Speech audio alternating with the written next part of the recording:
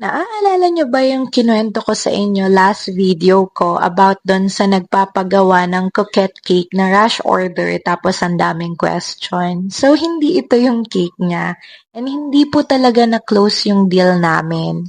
Pero nakaka-amaze si Lord kasi hinayaan niya akong makagawa ulit ng coquette cake sa pamamagitan ng ibang tao. And sobrang happy ko kasi ito yung unang customer ko na nakuha sa pagpo-post ko ng mga videos sa TikTok.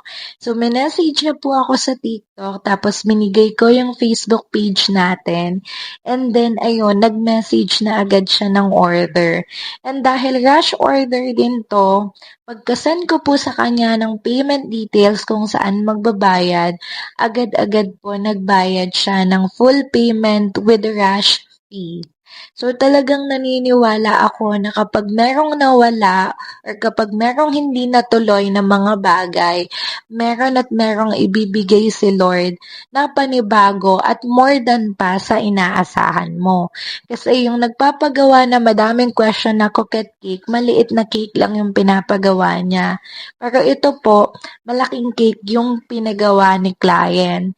At sa sobrang tuwa ko kay client, imbes na size 5 lang yung cake niya, ginawa ko pong size 6 yung coquette cake niya. Kasi hindi naman tayo madamot na baker. Minsan nga, as much as possible, ayokong maningil ng rush fee.